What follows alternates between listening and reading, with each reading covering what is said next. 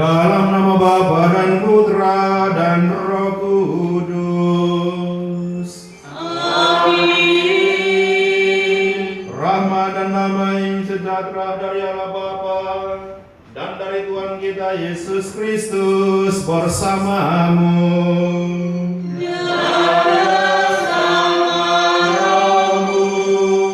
Keluarga Bapak Situmorang dan Ibu Boru segala, umat di lingkungan Santa Floriana, Bapak Ibu, saudara-saudaraku yang terkasih dalam Kristus Yesus. Selamat malam untuk kita semua. Pada malam hari ini kita berkumpul bersama dengan keluarga dan umat lingkungan ini untuk Pembacaan dari Kisah Para Rasul. Imam besar Yahudi dan pengikut-pengikutnya, yaitu orang-orang dari mazhab Saduki di Yerusalem, mulai bertindak terhadap jemaat sebab mereka sangat iri hati. Mereka menangkap rasul-rasul lalu memasukkan mereka ke dalam penjara kota.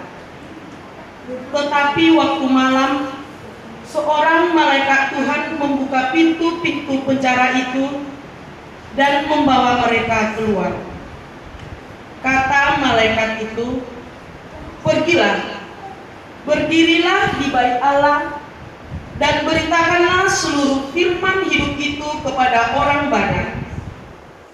Mereka menaati pesan itu, dan menjelang pagi, masuklah mereka dalam bait Allah, lalu mulai mengajar di situ. Sementara itu, imam besar dan pengikut-pengikutnya menyuruh mahkamah agama berkumpul, yaitu seluruh majelis tua-tua bangsa Israel, dan mereka menyuruh mengambil rasul-rasul itu dari penjara. Tetapi ketika para petugas datang ke penjara, mereka tidak menemukan rasul-rasul itu di situ. Lalu mereka kembali dan memberitahukan, "Kami mendapati penjara terkunci dengan sangat rapinya, dan semua pengawal ada di tempatnya di muka pintu. Tetapi setelah kami membukanya, tidak seorang pun yang kami temukan di dalamnya." Ketika kepala pengawal bait Allah dan imam-imam kepala mendengar laporan itu, mereka cemas dan bertanya apa yang telah terjadi dengan rasul-rasul itu. Tetapi datanglah seorang mendapatkan mereka dengan kabar, "Lihat, orang-orang yang telah masuk, orang-orang yang telah kamu masukkan ke dalam penjara, ada di dalam bait Allah, dan mereka mengajar orang banyak." Maka pergilah kepala pengawal serta orang-orangnya ke bait Allah, lalu mengambil rasul-rasul itu, tetapi tidak dengan kekerasan, karena mereka takut kalau orang-orang banyak melempari mereka dengan batu. Demikianlah sabda Tuhan. syukur kepada Allah.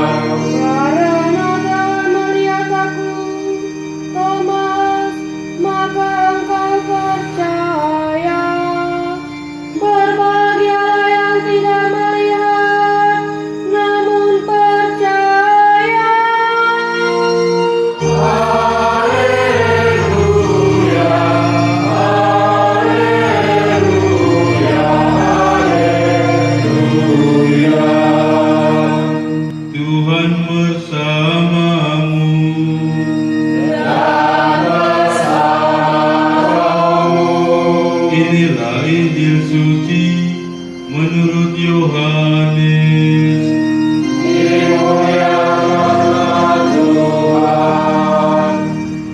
Dalam percakapannya dengan Nikodemus, Yesus berkata, "Begitu besar kasih Allah akan dunia ini, sehingga Ia telah mengaruniakan anaknya yang tunggal, supaya setiap orang yang percaya kepadanya tidak binasa, melainkan peroleh hidup yang kekal. Sebab Allah mengutus anaknya ke dalam dunia, bukan untuk menghakimi dunia, melainkan untuk menyelamatkannya. Barang siapa percaya kepadanya, ia tidak akan dihukum. Tetapi barang siapa tidak percaya, ia telah berada di bawah hukuman, sebab ia tidak percaya dalam nama Anak Tunggal Allah. Dan inilah hukuman itu: terang telah datang ke dalam dunia, tetapi manusia lebih menyukai kegelapan daripada terang, sebab perbuatan-perbuatan mereka jahat. Sebab barang siapa berbuat jahat membenci terang dan tidak datang kepada terang itu, supaya perbuatan-perbuatannya yang jahat tidak tampak. Tetapi barang siapa melakukan yang benar, ia datang kepada terang, supaya menjadi nyata perbuatan-perbuatannya dilakukan dalam Allah." Demikianlah sabda Tuhan. Terpujilah Kristus.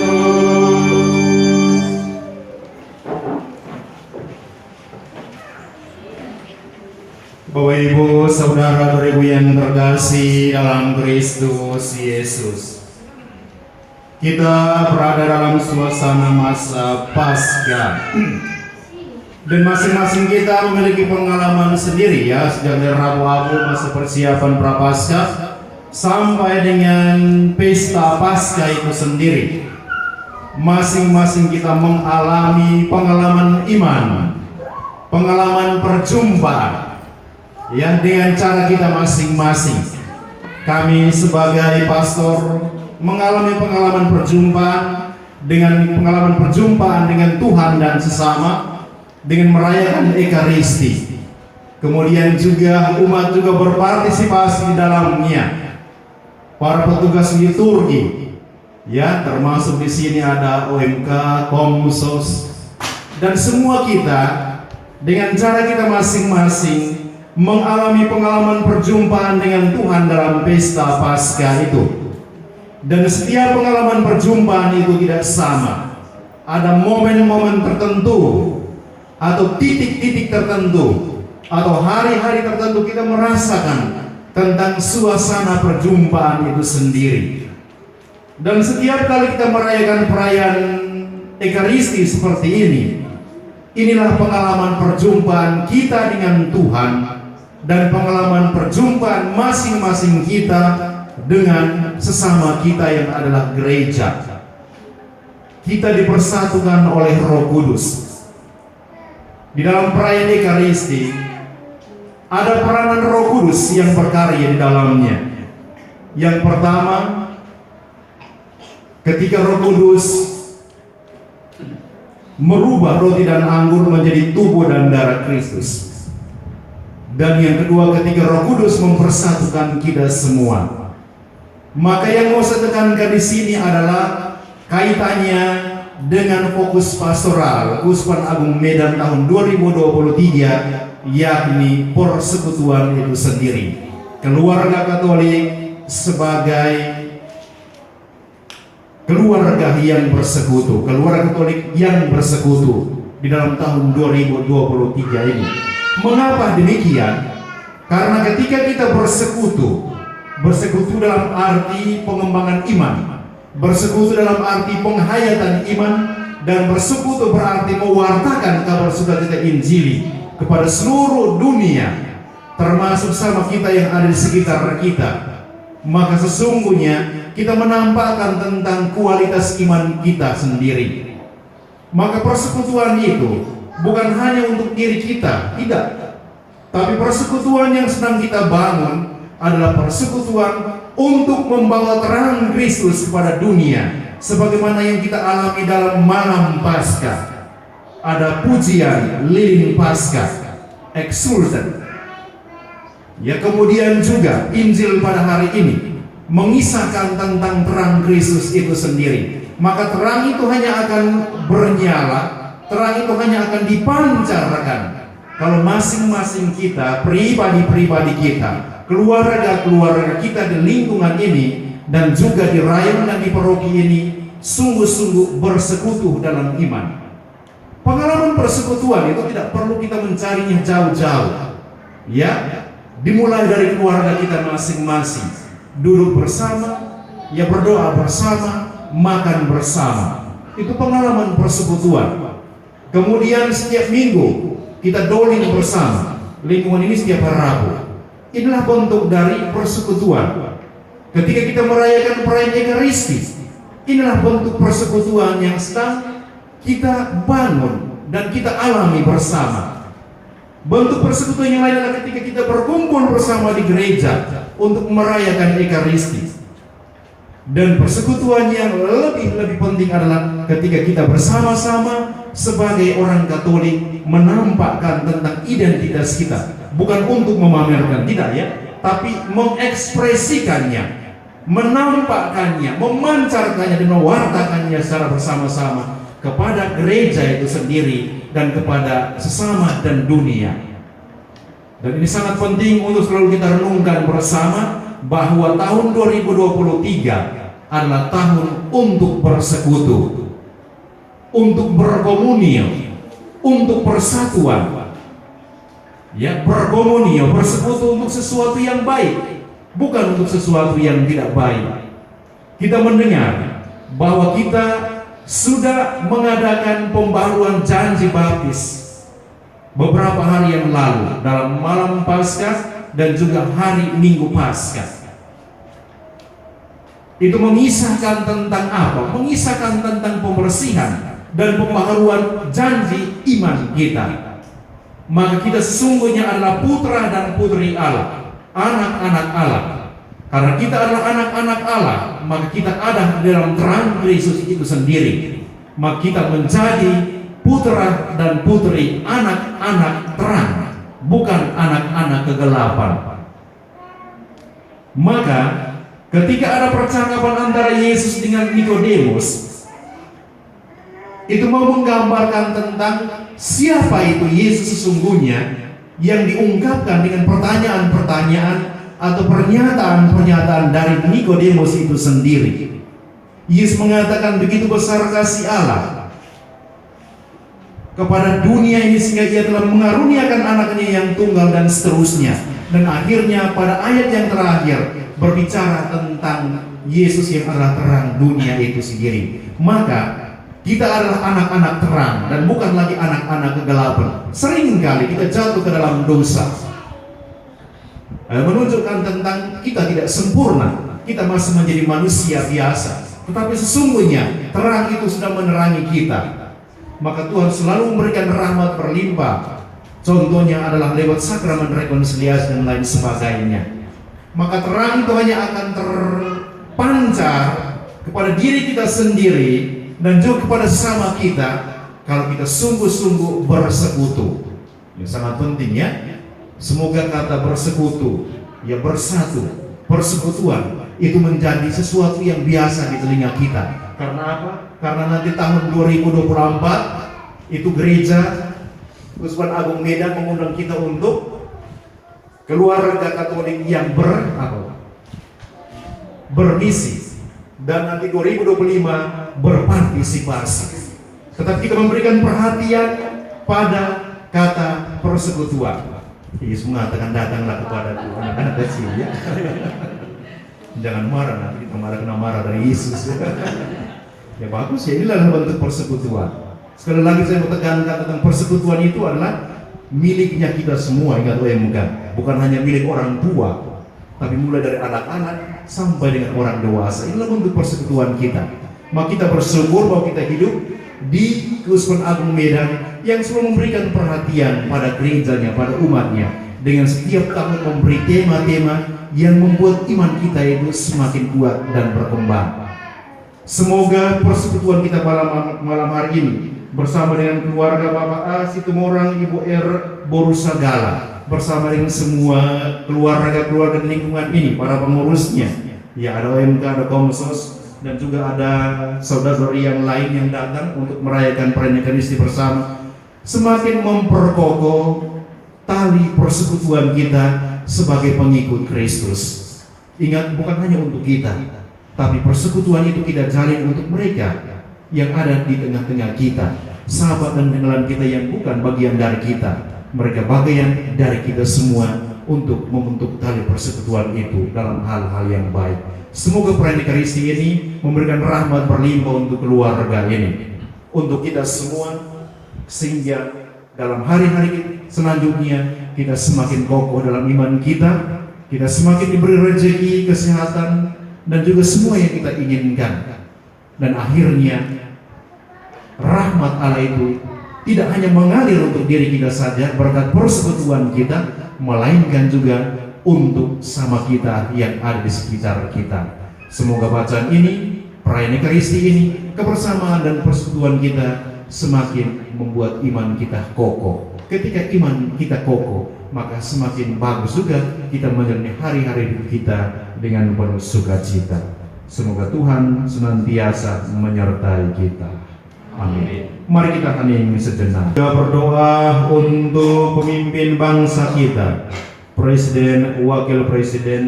Semoga Tuhan senantiasa hadir di tengah-tengah mereka, sehingga memberikan roh kebijaksanaan untuk memimpin bangsa ini, sehingga menghasilkan kesejahteraan masyarakat yang dipimpinnya. Marilah kita mohon.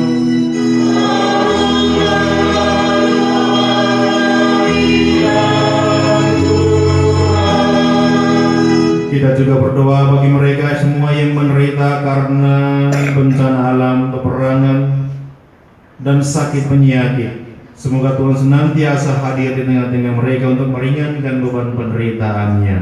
Marilah kita mohon.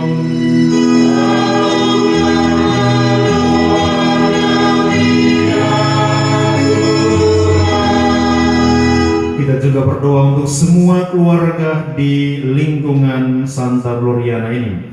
Semoga mereka semua diberi kesehatan, murah rezeki, dan menjadi tanda keselamatan bagi sesama. Kita juga berdoa untuk OMK Paroki Santo Yohanes Penginjil Mandala yang akan mengikuti kegiatan bersama dengan semua kaum muda di Kus Menang Medan di Kabanjahe. Semoga Tuhan senantiasa hadir dan menyertai mereka dari awal hingga akhir kegiatan nanti. Marilah kita mohon.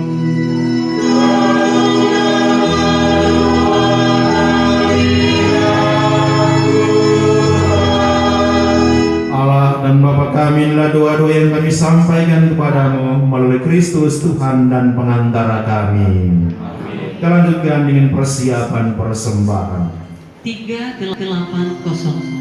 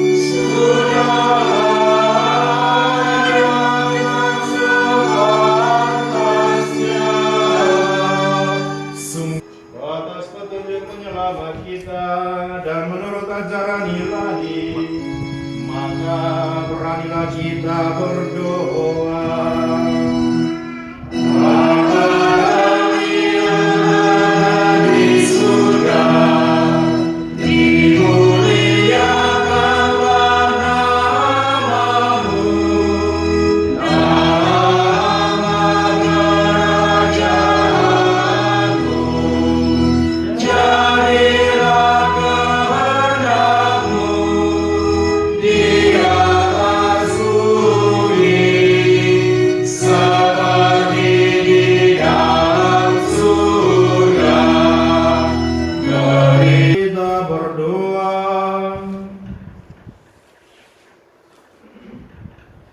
Allah Bapa yang Maha Kuasa, Engkau mengenyangkan umat-Mu melalui misteri suci ini. Semoga dalam Kristus yang bangkit kami dapat beralih dari hidup lama ke hidup yang baru, sebab Dialah Tuhan pengantara kami. Amin. Tuhan bersamamu. Dan bersama rohmu. Semoga Allah yang Maha Kuasa memberkati keluarga ini dan semua yang mereka kita doakan dalam perayaan Ekaristi ini, Bapa dan Putra